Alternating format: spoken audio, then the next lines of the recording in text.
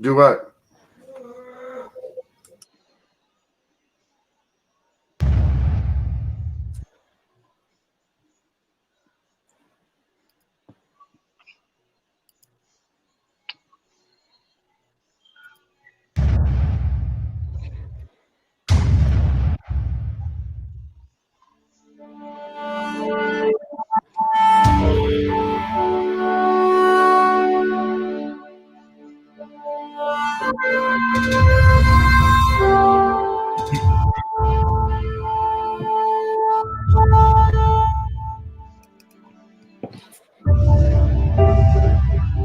No, Preston.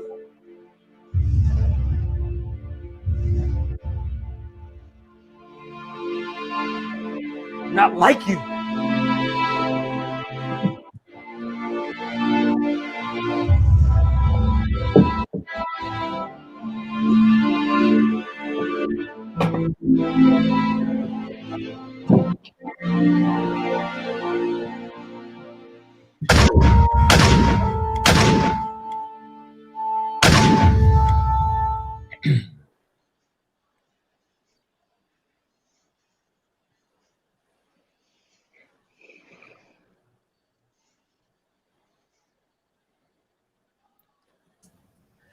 All right, can everyone hear me?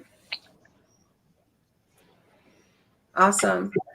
So I'm going to start asking, what made you change how the original film was cut? Because I noticed there were some pretty big differences between this version and the version that I originally saw.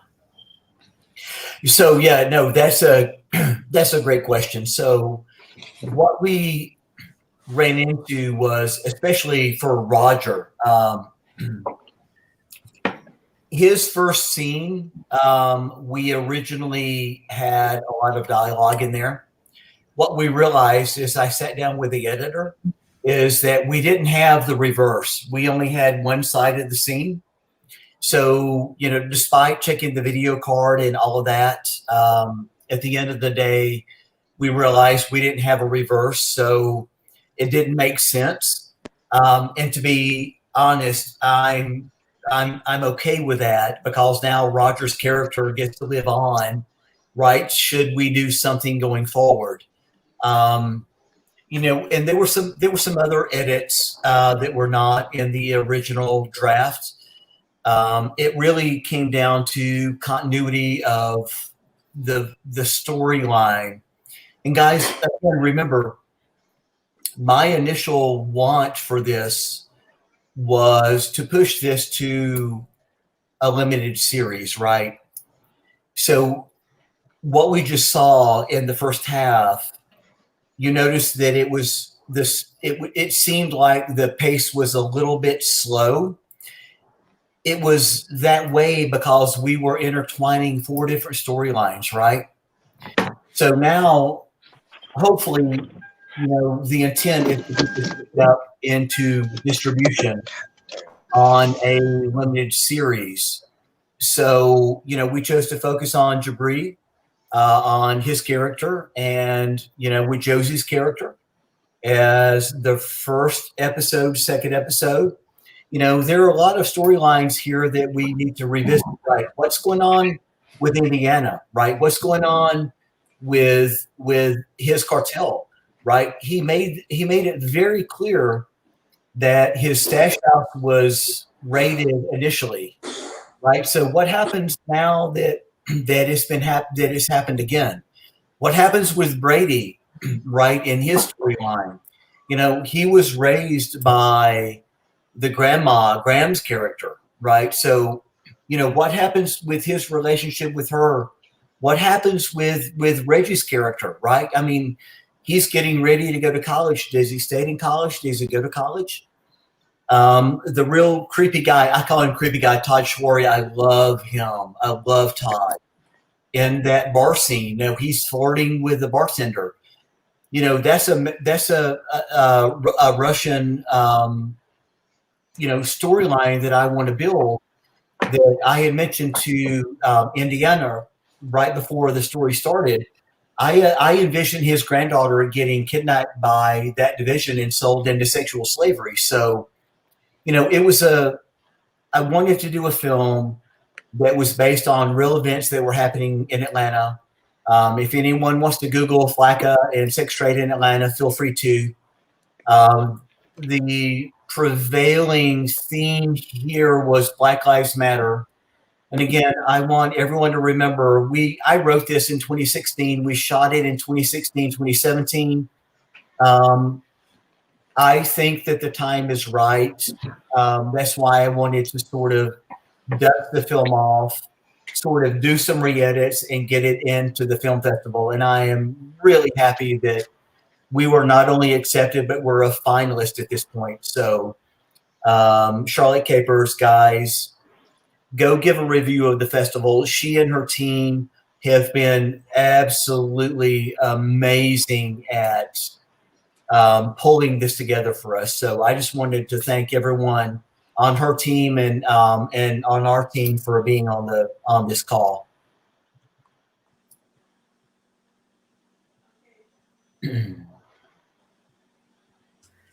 Seth, did you want to introduce everyone? I don't know everyone. Absolutely. First on my screen, Jabri.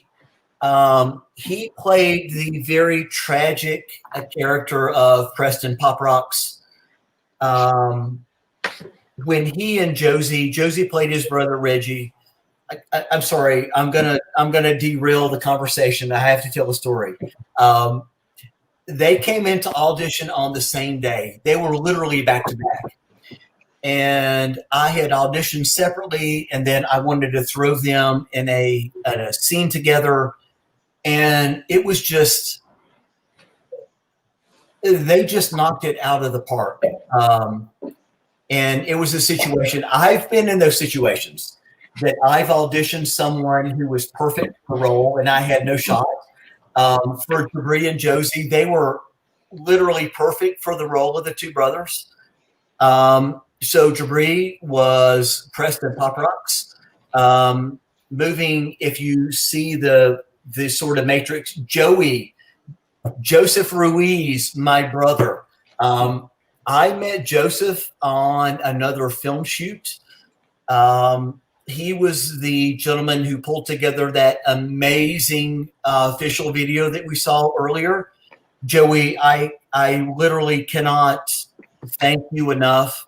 Guys, this is a veteran who is a Purple Heart, who literally, when I filmed at his house, I saw the American flag. I saw the Purple Heart encased on his wall. He's a real American hero. And so, just on 9/11, I want everyone to take a minute. I don't give a shit what your political affiliation is. We need to take just a minute and just acknowledge everyone who passed away 19 years ago, acknowledge everyone for their service. And moving right along to Nick Thomas. Nick, again, a veteran. He was absolutely amazing in the film. I know you guys will recognize him as Officer Stallone. And I have to say, in this last scene with Rob Pralgo, that was 1,000% ad-libbed. I gave them a structure. That dude, you hung in there with one of the best character actors in Atlanta. Look up Rob Pralgo if you don't know who I'm talking about. Look at his fucking list of people that in movies that he's done. So Nick, just a amazing job. And finally, Indiana, brother, you came in, you knocked it out of the park. We thought we had found Indiana the day before, and I've never told you this story. You came in, and I'm like, no, so I've got to deliver some bad news to the first guy. You knocked it out of the park, your delivery, everything. And I really, really appreciate, your background, that you're from Juarez, correct? You're from the area that we had discussed. So guys, I want everyone to keep in mind that everything in this story was either inspired or based on a true event, or it was autobiographical from my standpoint. There's a lot of me and the things that I experienced growing up in the film, and I've never talked to anyone in the cast about this. But growing up, my grandmother, my family lived in public housing, and that's using a polite word. It was the projects. My grandmother had suffered from cancer, and she would have folks that would break into her apartment because she was in a wheelchair and steal her pain meds for cancer and sell them up on the hill. So, when I talk about, having come from a disenfranchised background, believe me when I tell you, I know where that's coming from. And, in 2016, remember when this was written and filmed, just to be honest, I got tired of all the bullshit I was hearing about, well, if you go to college, you can do this and you can do that. No, bullshit. That's not applicable for everyone, right? There are people who are getting lost through the cracks, who are disenfranchised, and I wanted to just tell the story because I felt that it needed to be told, and I am so happy that 4 years later that we're moving in the right direction. So, Sherry, I just hijacked your questions. I am absolutely sorry. I'm going to get off my soapbox. So please continue. I'm so bad. I'm sorry. It's okay. I asked you to do the introductions. I knew it would be a little longer. This question is for all of the actors. Given the current social climate, how would you change your character if you were filming now?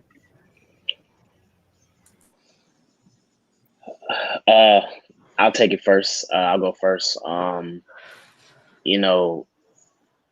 It's kind of tough. Dealing with the social climate that we live in now. Unfortunately, we're dealing with the same issues that we've been dealing with, like we were when we filmed it in 2016.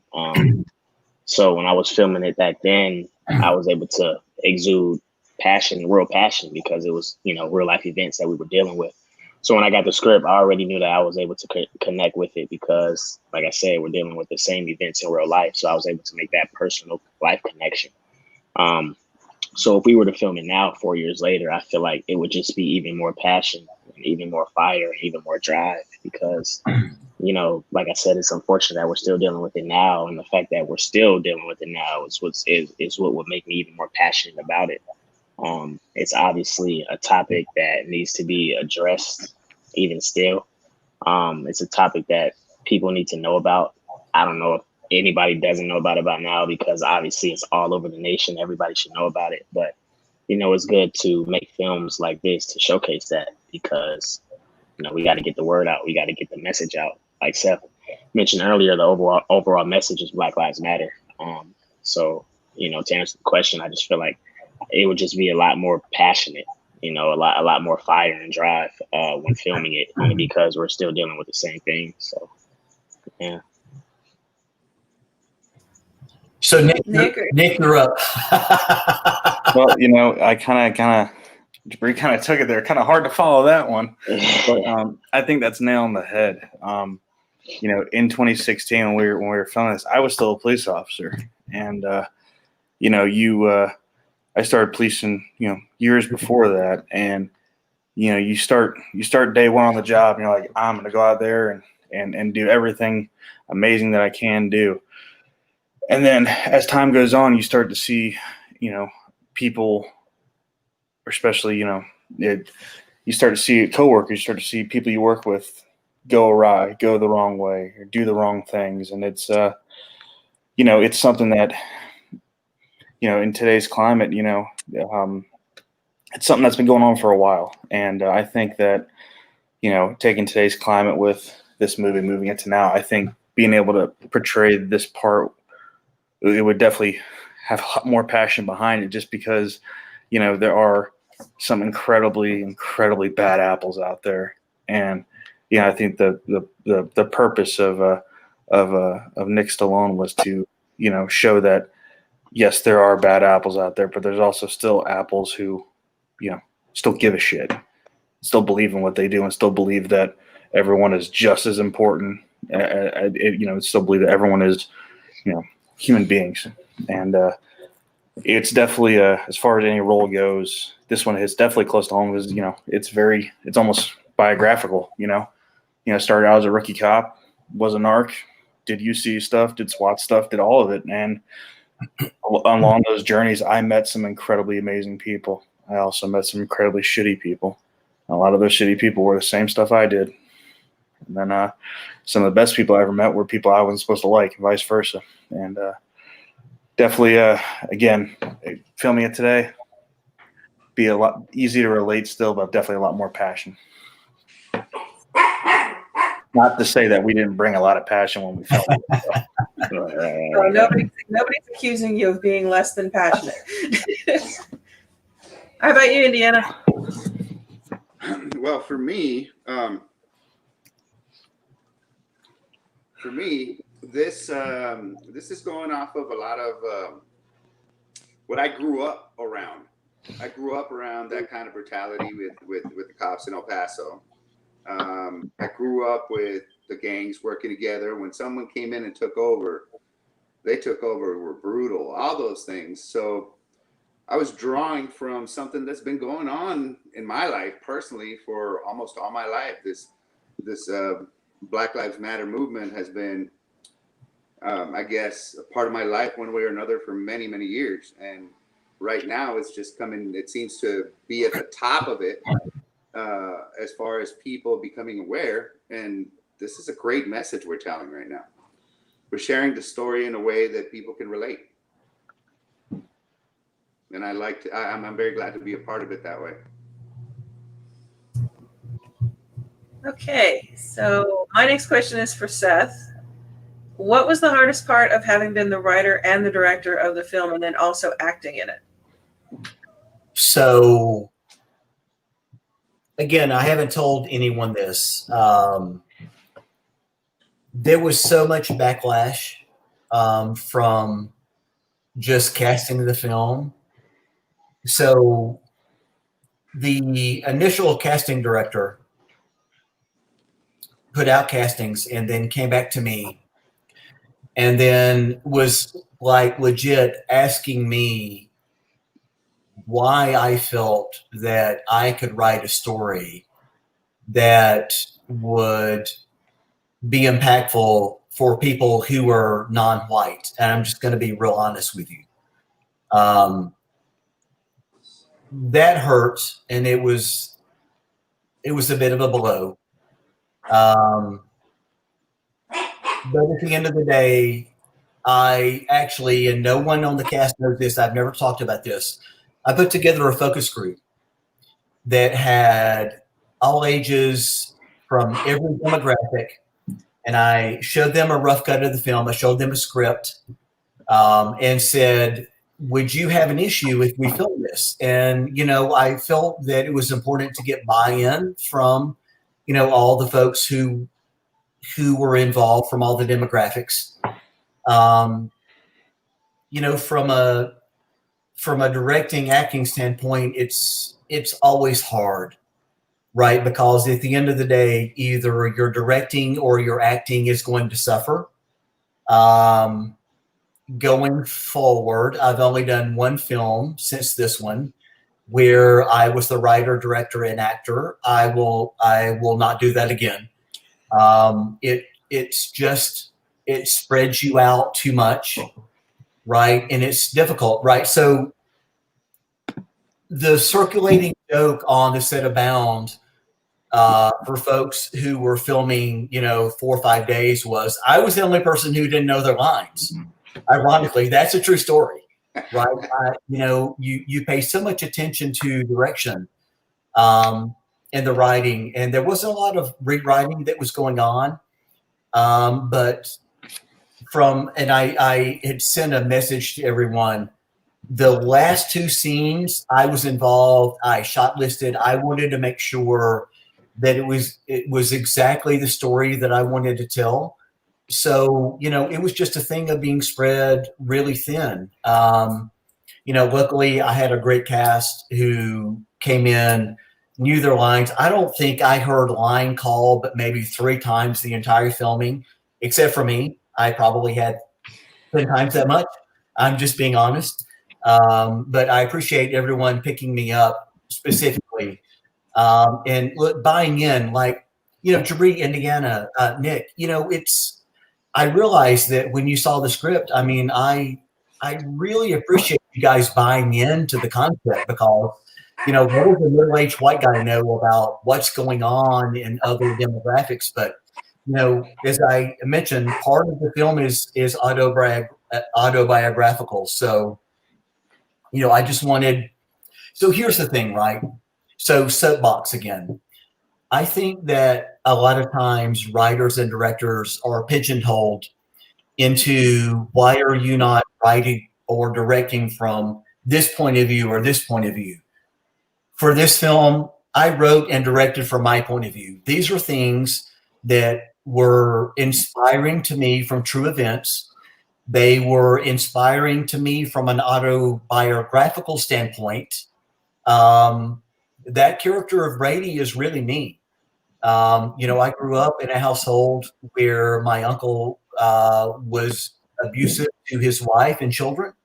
My grandmother lived in the projects, I had mentioned before. So, while it may not meet everyone's definition, for me, I was writing from something that was true.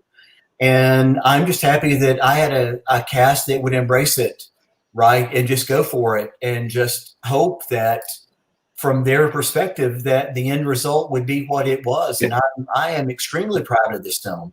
There are some directorial things that I would correct if I could go back and reshoot it. There are some editorial things that I would go back and try to correct. Like, for example, Roger's scene, the initial scene, you've got the two cops sitting in the car. You see Roger Ferrier sort of wobbling. The reason why there was no audio and why that scene was cut short was when I sat down with the editor, guess what? The film card was corrupted. It was there the day we shot. I looked at the dailies, but there was nothing there to edit from. So, that's always an issue, right? When you sit down with the editor and what you think you get on camera is not always there. So, I learned a lot from this. I take it as I've got a lot of room to grow as a director, but I feel that, as actors and directors and writers, Sherry, you're a writer. I've read your scripts. They're amazing.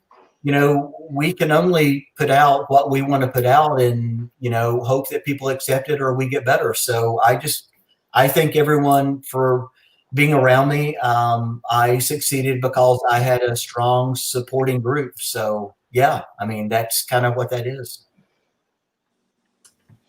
Very cool. I wanted to ask Indiana, what were you basing that character on? So, like I said, I grew up around this kind of stuff, and the dark side of me, the artist side of me, always, follows the bad guy. And here was the bad guy that that was not only something I'd grown up with and seen, but is also part of now big Mexican American culture with music like corridos and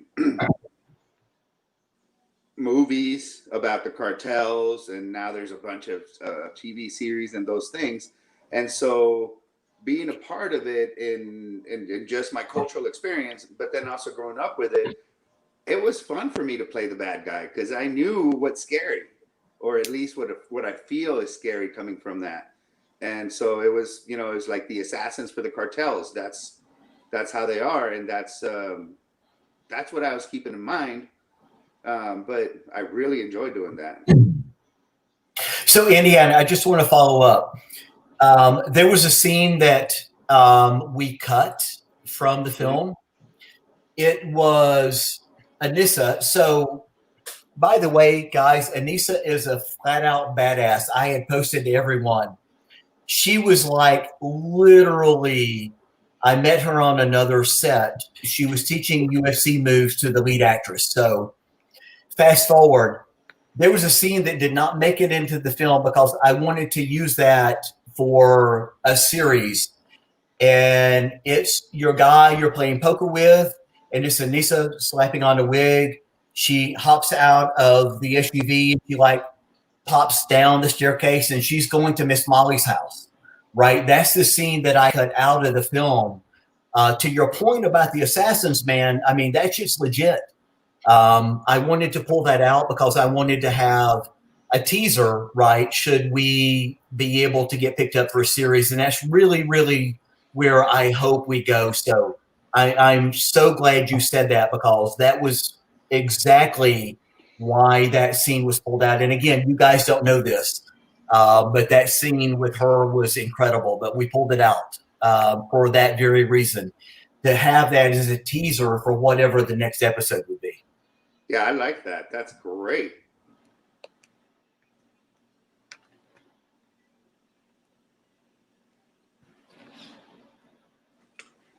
Can Okay. I tell a joke?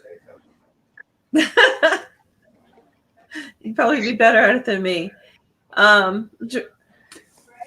Debray, if you could tell us a story from set, something that stuck with you after we wrapped. Something that stuck with me after we wrapped. Really just the reality. It's one thing to see what's going on in the world and to watch the news and see what's happening, to a lot of Black people around the world, at the hands of, that have fallen and died at the hands of, police brutality, but to actually like play a role and to be the victim, it kind of resonated with me after we wrapped, years after, even now, you know what I mean? Like when I see situations like that, I always think back to this film about how I played it, you know what I mean? So, I want to say I can kind of relate, obviously I can't relate fully because they were actual victims, unfortunately, but that, just to be in that situation just kind of gave me a firsthand perspective and viewpoint on, what really goes on. People like Breonna Taylor, George Floyd, we have to make sure we bring justice to those people. And, just to make sure that these stories continue to get told. So, those deaths don't just happen in vain and it just falls by the wayside.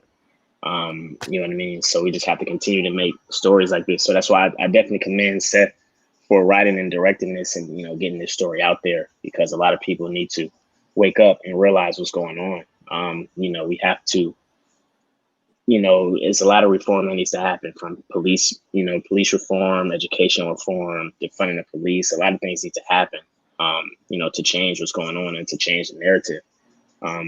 So I would say that, just actually being in a situation and see how it happens. Because as you saw, in the film, that's literally the things that happen. Somebody will reach for something and that just gives a cop every reason to fire his weapon. There's been situations in real life where they didn't even reach for anything. You know what I mean? Jacob Blake just walking to his car gets 7 shots in his back. You know what I mean? It's just so unfortunate. It's hard to fathom and really like put your finger on, what that cop was going through. You know what I mean? So in any situation, this situation, a real life situation, from down, anything like that, it represents the same thing, Black Lives Matter, and just having overall police reform. But again, just to reiterate, this was me just actually living it, even though it was 4 years ago, it still sticks with me. So I would say that, just facing the reality of things is what really stuck with me to this day. So Jeremy, I'm going to jump in there for just 1 second. So, given sort of where we are right now, right? Looking back on your character, there were some things that maybe I was overstating, maybe I was understating, but one of the things that I wanted to drive home was that for you and your character, Grams, right, would not accept money from you because she knew you were a drug dealer. But at the same time, she's accepting money for Brady because she knows he's a cop, yet he's stealing money, right? So I wanted to lay that out there that, a lot of times the labels that we wear on the outside doesn't necessarily mean who we are. But at the same time, I also feel that Brady is the moral compass of the film. He's got a certain right and a certain wrong. Remember, he was raised by your grandmother. So he's got that in him. But at the same time, he's not willing to plant drugs on someone who he knows is guilty. So what are your thoughts on that? And you can be honest. If you say that it doesn't jive with you as a person, that's totally cool.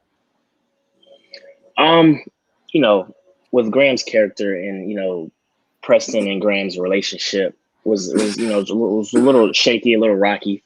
You know, being the grandson, I'm sure, you know, she kind of wanted Preston to kind of be like Reggie, you know what I mean? Go to college and do things the right way, walk the straight and narrow, things like that.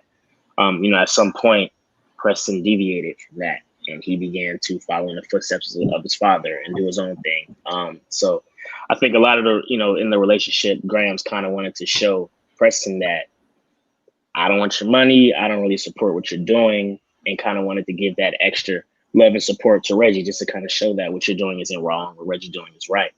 As far as her relationship with Brady, you know, one can say that Brady is a cop. You know, he kind of has his, you know, his dark moments and his bad ways, but at the end of the day, he's a cop. You know, he does what he can. He does what he can to, you know, police, but also take care of her. You know what I mean? So, you know, he kind of shows both sides of the coin, whereas Preston kind of just shows one side. You saw how that argument went down in the kitchen between him and Reggie and the Grahams. It was really bad. He was talking down on her, everything like that. So it's kind of like he kind of just resents her, resents him, and kind of just resents his whole family. So, you know, she kind of wanted to show him that that's not the way to go. That's not what you're supposed to be doing. And just kind of favor Brady a little more because he kind of shows more both sides of the coin. So. No, I appreciate that. And, you know, I think it's funny in an ironic sense that I wrote the piece and I don't know if the undertone was there, but Walter is going to be Reggie's father, right? That was sort of the gist I was trying to write. And so, you know, part of developing the story is, well, suddenly Reggie's father is coming out of prison. Right, he's being released, right? So now you've got Walter and Reggie's father, like literally doing this. Mm-hmm. So you know that I'm glad you mentioned that. That was one of the things that I wanted to lay in there was that you and he had a dichotomous sort of diversion amongst yourself, even though you're brothers, you're half brothers. One follows in the footsteps of one and one follows in the footsteps of the other. So I'm really, really glad that you mentioned what you did. Mm-hmm. Mm-hmm. For sure. So Nick, you, my friend, give a little background. Most folks don't know sort of your background, sort of what you went through as a cop. Guys, this is a legit cop. He was invaluable in terms of sort of some technical issues, technicalities in terms of how to hold a gun, pull a gun, draw a gun, things like that. Nick, just a smidge of your background because it's really impressive. Well, I appreciate that. You know, I started policing right after I got out of the military. I was in Iraq. I was wounded, and I'm the son of a police officer, so what better direction to go than to follow that and see what that's like. And to be honest, I hated it at first. I wasn't happy doing it. And you know, when you go into that kind of life, you got to want to be there and you got to want to do it. And you know, my career started very quickly and picked up a lot of speed. And I found myself, you know, being on the street. Next thing I know, I am not wearing a uniform anymore. I got this. My hair is crazy, and I'm buying drugs from people and doing other kind of stuff. And you know, when I started policing, you know, my father was a homicide detective, and he was a good one. And when I started policing, I wanted to do something different. I wanted to get drugs off the street. I didn't care about, you know, stolen vehicles, stuff like that. Yeah, you know, it happens, but you know, I wanted to actually do what I thought, you know, was the right thing to do, and that was clean up my neighborhood. And so my background is a narcotics background as well as a SWAT background. That's how myself and Matt were able to construct a what I thought was a pretty good scene. Matt, I can say, is another individual like me who is incredibly legit. Matt is I also cannot say where Matt is right now because he's probably somewhere around. He's all yeah. He's working, but it was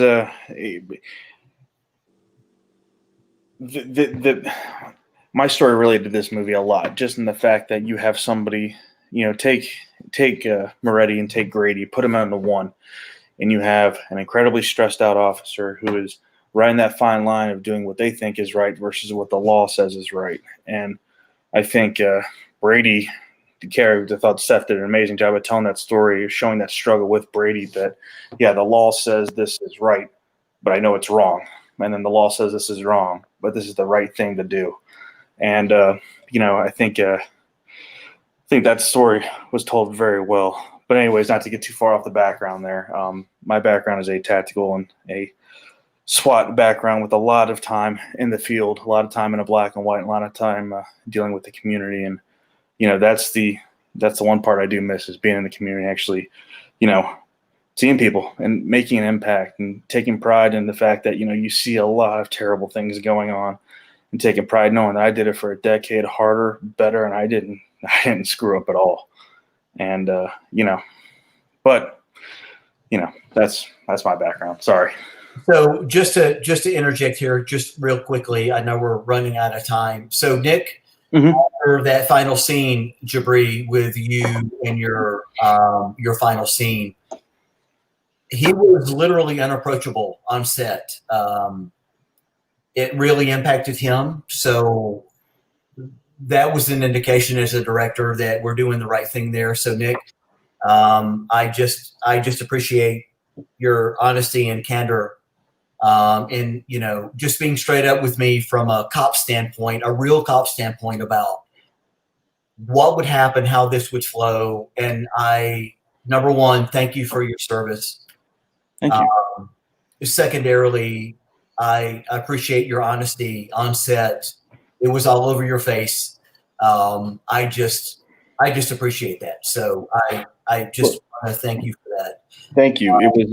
It was a scene that was, and again, the worst feeling in the world is helplessness, especially when you take pride in that oath you took that I am the one who wants to help my community. And when you sit there and look at somebody that you can't do anything for, and all you can do is just sit there and just try to comfort in their final moments, like that's the worst feeling in the world. And when we cut, and once it was, hey, it's a wrap, it's good, like I had to go smoke a cigarette and I had to get away. And I remember afterwards I looked at Jabri and I was just like, man, you're good, right? Like you're walking, you're good. Like, it was tough, hard. man. It was tough. It really was. It was, but there was a moment where, we were shooting this and you're laying on the ground, it's cold and it was raining.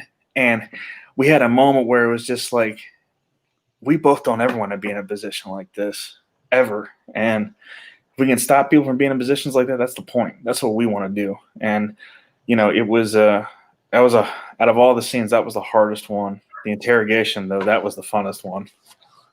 So, good story.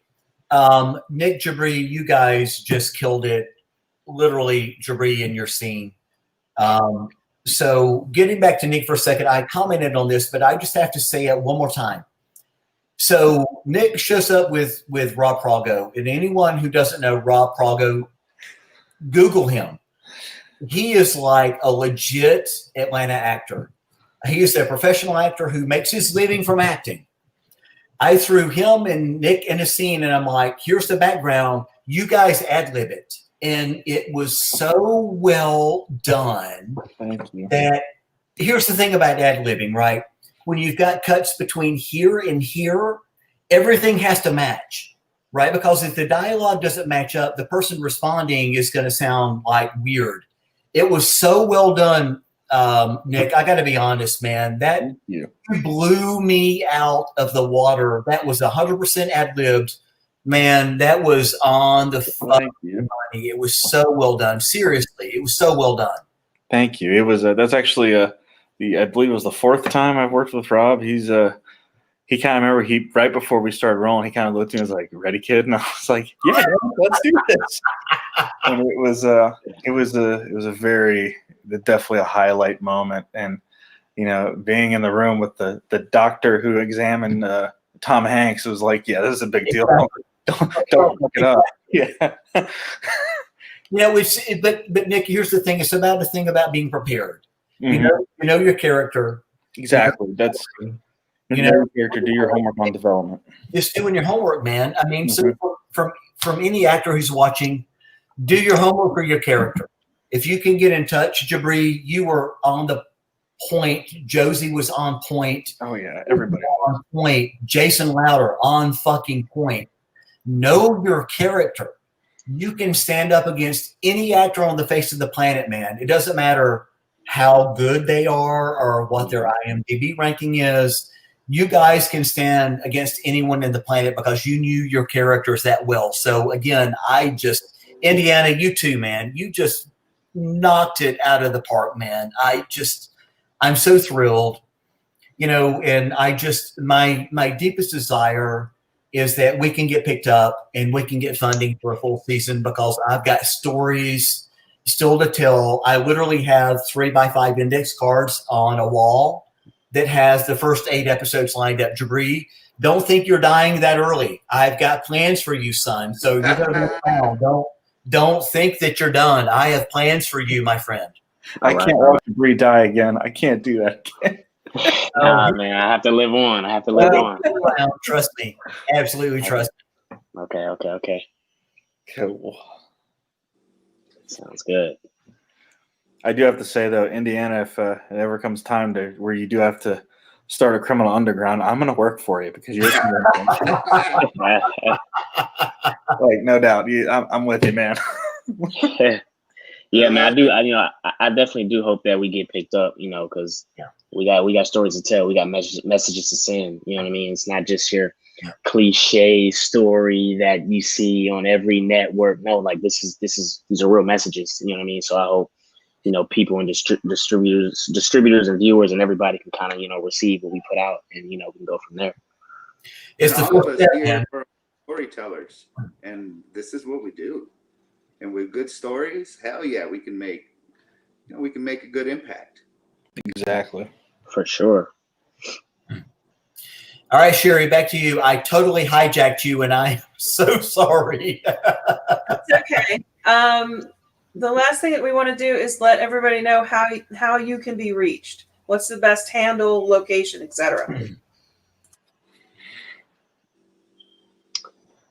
So mine is my name, Jabri Horges. So on Instagram and Facebook, you search me up, JIBRE HORDGES, Jabri Horges. Awesome. Yeah, for me, it's real simple. Seth Hendricks at hotmail.com. Seth Hendricks on Facebook. Instagram, Blue Salt Studio. That's my little studio that produced the film. But I'm connected to all you guys online, so you guys probably can connect with me at any time. So please reach out anytime you guys need anything. My contact info is Actor Indy, INDIE, short for Indiana. Actor Indy on Instagram, on Facebook, and I don't really tweet. I don't even know how. But I do Instagram.